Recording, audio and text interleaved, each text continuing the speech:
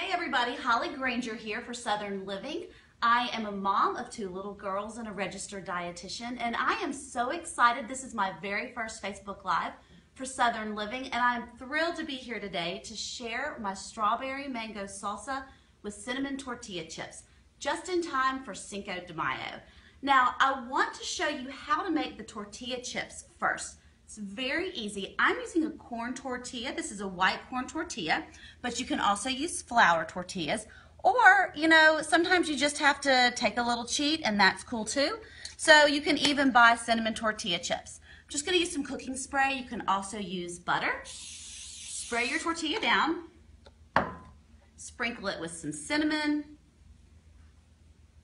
and some sugar. That was my sugar. Let's get that cinnamon on there. Just sprinkle, sprinkle. Doesn't have to be an exact amount. Just want to get it nice and coated. And then I love to just use my pizza cutter. So I just roll it into 8 triangles. So you want to make a T and then go right back across. Now these will bake in the oven for about 8 to 10 minutes at 400. Kind of depends on how hot your oven is. So keep an eye, you don't want them to burn. So you'll just transfer them to a baking sheet. No need to grease the baking sheet or anything like that. Transfer them to the baking sheet and then you'll pop those in the oven. I actually have some that are already hot and crispy, so let's get those out. These are perfect. I wish you could smell these. See, they're nice and crispy on the edges. I went kind of heavy on the cinnamon because I love cinnamon on my tortilla chips when I'm making it with a fruit salsa. So I'll just set these here and let them cool. Perfect. You want to look for that nice crispy brown edge. Let's get rid of some of this mess right here. And we will start with the salsa. Now, if you're just jumping on, I'm Holley Grainger. I'm a registered dietitian, and I actually used to be a food editor at Southern Living. You can find me on Facebook at Holley Grainger Nutrition. It's Holley, H-O-L-L-E-Y. G-R-A-I-N-G-E-R. I always have to spell it. It's always that funny spelling, but I'm at Holley Grainger Nutrition. This recipe is actually one of my own recipes, so we'll make sure to share the recipe and all of the steps that you need in the comments and when we post this. But for now, I want to go into the salsa. I just showed you how to make the tortilla chips. These are cinnamon sugar tortilla chips. So here's my favorite trick. Now, I'm a mom of 2 little girls, Ellie, who's 4, and Francis, who is 2, and they love to help me in the kitchen. So I'm never so sure about giving them knives. You know, I'm all about letting them help, but at this point still, they get a little excited. So I have a great trick and fun way to help them have some fun and help me in the kitchen by hulling strawberries with a straw. So all you do is stick it in the end of your strawberry right here, and then you just pop it right up. Now, some strawberries have a larger hole than others, so you may have to pull that out and go back in again. But this saves so much strawberry versus chopping off the top. Now, of course, we get a little inappropriate in the kitchen and then start to just spit them at each other from the straw. I may show you that in just a minute. See how comfortable we are with whether we know each other or not. All right, so you just, again, pop it right through, takes it right out. Let's see if I can get it to work now. Ready? Woo! There we go. Hey, just in time for Cinco de Mayo, right? So that's what we like to do. It's all about having fun with your kids in the kitchen. But this is a great trick to bring them in and let them help. So all you do, again, take your straw, stick it right in. You want to try to center it, and then push it through and push that hull out, that white part, that yucky part that you don't necessarily want to eat. Plus, I'm all about trying to not waste ingredients. Strawberries are in season right now, and every little bite is super yummy. Now, this one's a little bit big, so if you have a small paring knife, you can just chop off some of this white. That white part doesn't really have a lot of the flavor that you're looking for. Let me do 2 more really fast, and then we will get these chopped. For this recipe, you want to use about 2 cups of chopped strawberries. Now, you can easily double the recipe or cut it in half. But let me tell you, you will want to eat all of this. I can eat almost the whole serving by myself. The actual recipe makes about 2.5 to 3 cups, and it is easy to eat. Now all you do is chop your strawberries. If you like a finer dice, you can do that, or just rough chop. This is not about perfection, and let me tell you, I'm a mom, I'm a home cook, And I'm just all about getting in the kitchen and doing what's simple and practical. It doesn't have to be perfect. And what I like to say is there's really no reason to be intimidated by fresh fruits and vegetables. It doesn't have to look a certain way. Just get in the kitchen and do it. You don't have to go to culinary school to enjoy yummy, delicious produce like these strawberries.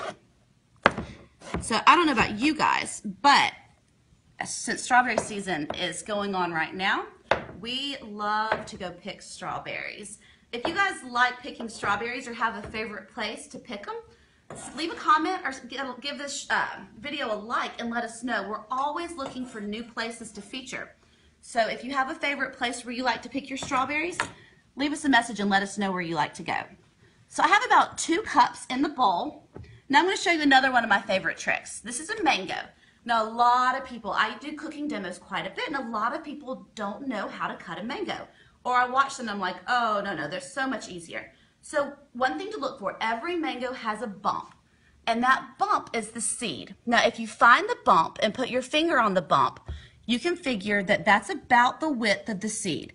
So the seed runs lengthwise. So you want to pretend like if this is your body and you are standing and here's the seed, you want to cut off your tummy and cut off your rear. So let me show you. Find the seed somewhere right in that middle, and you want to cut off that tummy, and see there's your white seed right there, and then flip it and cut off that back. You want to leave, if you feel some pressure, see right that how my knife has a little bit of pressure? That's the seed. So just change the angle of your knife. You can see right there I cut into it just a little bit. So you cut these sides off.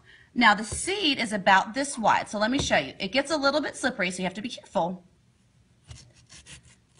But you can go right around the edge, and you really, once you do it once or twice, you'll know, you can feel it. So you just go right around the edge of that seed. There it is.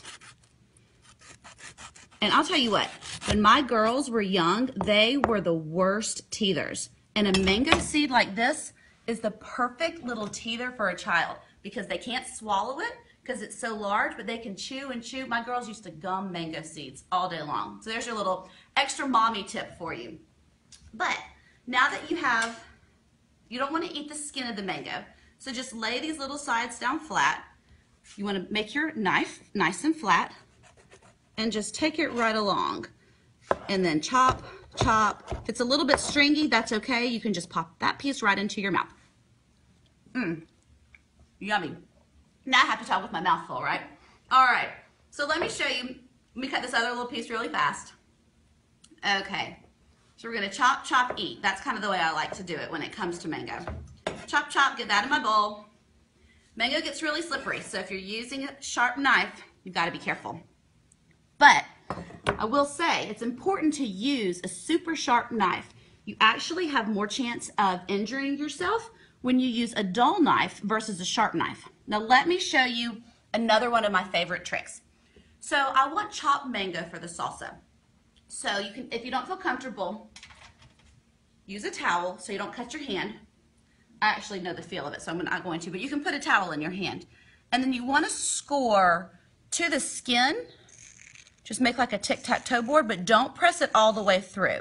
So you can see this has not been punctured, but I'm cutting my mango. And then you want to go in the opposite direction.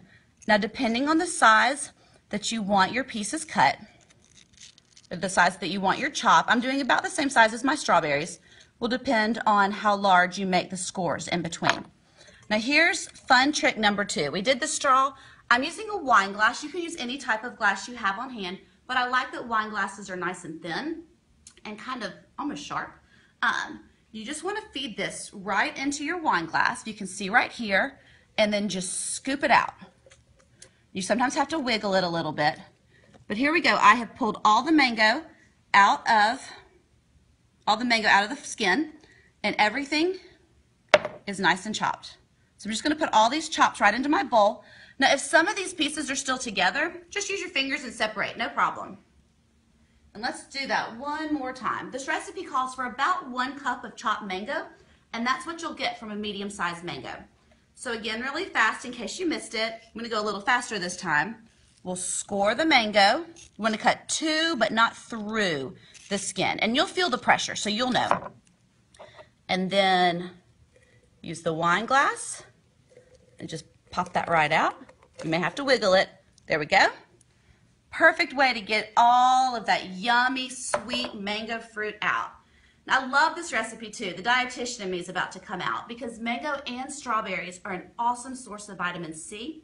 They both have fiber, and when they're in season like they are right now, they have even more nutrition, even more abundant. Plus, they're so much more affordable right now. So this is a great time. And if you're planning on celebrating Cinco de Mayo later this week, you want to make this recipe. I love it with the cinnamon tortilla chips. You can also cover it or use it on fish or chicken. Now quickly, jalapeno. Here's how I like to chop my jalapeno, different ways. Biggest thing about a jalapeno, you want to watch out for those seeds. I just score right down through. I don't cut all the way through, but then I go around the top. And again, don't cut all the way through, but I'm just cutting through that little bit of skin. The inside of a jalapeno looks just like the inside of a bell pepper. Oop, and I cut all the way through, but we'll just pretend like I didn't. You can open this up, and there's all those seeds. So again, just like you do with the mango, lay your knife flat, and you just want to remove all of those seeds and scrape them away. You don't want to touch the seeds and then touch your eyes. That's bad news. Now, if I had done that the right way, normally what you can do is when you cut around the top, this whole inner core just peels right out. So let me scrape all those seeds off. Now if you do like a little bit of heat, feel free to leave the seeds in. For my crew, we don't go for heat as much with my little ones. So I do like the bit of crunch and flavor that a jalapeno gives, but I do leave the seeds out. So all these little white parts, most of this has come out. That membrane, if there's any extra white membrane, just cut those little pieces out. Not a lot of flavor there. And then you want to make long batons, just long strips, because I like my jalapeno finely diced. So I'm just going to line all these little sticks up, just like it was firewood or something. There you go. So line those up, and then just chop, chop, chop. Watch those fingers. Keep your fingers back when you chop. But you just walk your fingers down. I'm using my sharp knife again to chop, chop, chop all of this jalapeno. Once I have all the jalapeno, just use my knife and I'll scoop it up, pop it right into that bowl. Now if you want to use red onion, you can add some red onion. And then finally, I like to use just a little bit of lime juice. So roll the lime on the counter to help get as much juice out as possible. Give it a squeeze. That just brightens up the flavor. I also like to add a pinch of sugar and maybe just a little pinch of salt. That salt helps to brighten the flavors. Stir this up. I'm going to tear some cilantro. Add the cilantro to it. Cilantro is an optional ingredient. Since this does have a little bit more of a Mexican flair with the jalapeno and the lime, I do like adding the cilantro. And then I'm just going to add this to my bowl. And we are finished. Now make sure to find this recipe. You can go to holleygrainger.com. The recipe's right there on my blog. Also make sure you share this recipe and subscribe to Southern Living so you'll be able to see everything that we are posting on Southern Living, and they'll have the link to this recipe on their Facebook page and Instagram as well.